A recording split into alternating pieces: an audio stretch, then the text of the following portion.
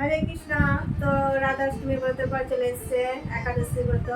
তো আমরা খুব সুন্দরভাবে একাদশী ব্রত পালন করবো, যেভাবে আমরা রাধাষ্টমী ব্রত শ্রদ্ধা সহকারে পালন করেছি। তো এখন আমি একাদশী ব্রতের মহত্ব এখানে করে আপনাদের শোনাবো, আপনারা খুব শ্রদ্ধা সহকারে শ্রবণ করবেন। তো 500 পর্বত নিয়ে একাদশী। ব্রহ্ম বৈবর্ত পুরাণে ভাদ্র মাসের শুক্লপক্ষে 500 একাদশী মহত্ব যুধিষ্ঠির শ্রীকৃষ্ণ সংবাদে এরকম কথা বলেছেন। যুধিষ্ঠির মহারাজ জিজ্ঞাসা করলেন, হে কৃষ্ণ, ভাদ্র মাসে শুক্লপক্ষের একাদশী নাম কি? ওই ব্রত পালনের বিধি কি এবং ব্রত পালনে বা কি পুণ্য লাভ হয়?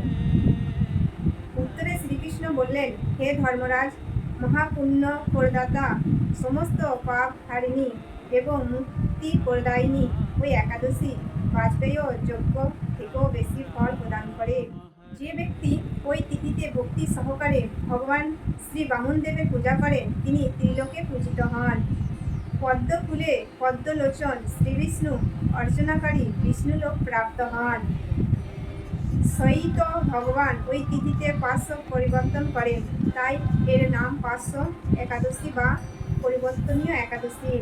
যুধিষ্ঠির মহারাজ বললেন, হে জনার্দন, আপনার এই সকল কথা শুনেও আমার সন্দেহ পূর্ণরূপে দূর হয়নি। হে দেব, আপনি কিভাবে শয়ন করেন, কিভাবে বা 500 পরিবর্তন করেন, আর চতুর্মাস্য ব্রত পালনকারী কি কর্তব্য এবং আপনার শয়নকালে লোকের কি করণীয়, এইসব বিষয়ে বিস্তারিতভাবে আমাকে বলুন।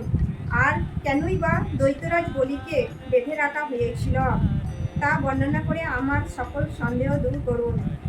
শ্রীকৃষ্ণ বললেন, হে রাজন, দৈত্যকুলে অভিভূত প্রহ্লাদ মহারাজের পৈত্র বলি আমার অতি প্রিয় ভক্ত ছিল। সে আমার সন্তুষ্টি বিধানের জন্য গো, ব্রাহ্মণ পূজা ও যজ্ঞাদি ব্রত সম্পাদন করত। কিন্তু ইন্দ্রের প্রতি বিষদবশত সকল দেবলোক সে জয় করে নেয়। তখন দেবতাগণ সহ ইন্দ্র আমার শরণাপন্ন হয়েছিল। তাদের প্রার্থনায় আমি ব্রাহ্মণ বালক বেশে বামুন রূপে বলি মহারাজের যজ্ঞস্থলে উপস্থিতি হলাম। তার কাছে আমি ত্রিপাদ ভূমি মাত্র প্রার্থনা করেছিলাম। সে তুচ্ছ বস্তু থেকে আরও শ্রেষ্ঠ কিছু সে আমাকে দিতে চাইলে আমি কেবল ত্রিপাদ ভূমি গ্রহণে স্থির থাকলাম। দ্বৈত গুরু শুক্রাচার্য আমাকে ভগবান রূপে জানতে পেরে বলি মহারাজকে ওই দান দিতে নিষেধ করল, কিন্তু সত্যসহী বলি গুরুর নির্দেশ অমান্য করে আমাকে দান দিতে সংকল্প করল। তখন আমি এক পদের নিচে সপ্তলোক, আরেক পদের ওপরে সপ্তভুবন অধিকার করে নিলাম। পুনরায় তৃতীয় পদ স্থান চাইলে সে তার মাথা পেতে দিল। আমি তার মস্তকে তৃতীয় পদ স্থাপন করলাম। তার আচরণে সন্তুষ্ট হয়ে আমি সর্বদা তার কাছে বাস করার প্রতিশ্রুতি দিলাম। ভাদ্র শুক্লপক্ষিয়া একাদশীতে ভগবান শ্রী বামনদেবের এক মূর্তি বলি মহারাজের আশ্রমে স্থাপিত হল। দ্বিতীয় মূর্তি ক্ষীরসাগরে অনন্ত দেবের কোলে শয়ন একাদশী থেকে উত্থান একাদশী পর্যন্ত 4 মাস শয়ন অবস্থায় থাকে। ওই 4 মাস যে ব্যক্তি নির্দিষ্ট নিয়ম, ব্রত বা জপ তপ ব্যতীত জীবনযাপন করে, সেই মহামূর্খ জীবিত থাকলেও তাকে মৃত বলে জানতে হবে। শ্রাবণ মাসে শাক, ভাদ্র মাসে দই, আশ্বিন মাসে দুধ, কার্তিক মাসে মাসকলাই বর্জন করে ওই 4 মাস শ্রীকৃষ্ণ আরাধনা করতে হয়। প্রতিটি একাদশী ব্রত যথাযথভাবে পালন করতে হয়।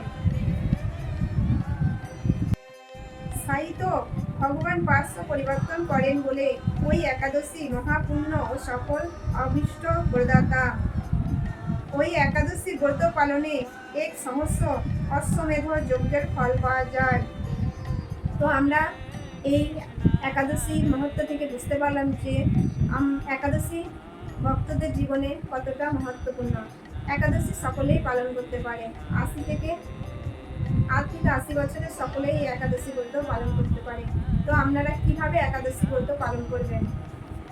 একাদশী দিন ব্রহ্ম মুহূর্তে শয্যা ত্যাগ করে স্নান করার পর শুদ্ধ বস্ত্র পরিধান করে ভগবানের মঙ্গল আরতি করতে হবে।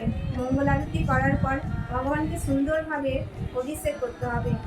অভিষেক সম্পূর্ণ হলে তুলসী মহারানীর সেবা করতে হবে একাদশী দিন। তুলসী মহারানীকে জল দান, তুলসী পরিক্রমা, তুলসী পূজা এগুলো করতে হবে, তাহলে ভগবান অত্যন্ত খুশি হবে। আর একাদশী দিন বিশেষ করে যেটা করতে হবে, ভাগবতম, গীতা এবং ভগবানের লীলা শ্রবণ করতে হবে। আর একাদশীর দিন সামর্থ্য অনুযায়ী বৈষ্ণব সেবা দিতে হবে, তাহলে ভগবান অত্যন্ত প্রসন্ন হয়ে যাবে। একাদশী মতন আর ব্রত নেই।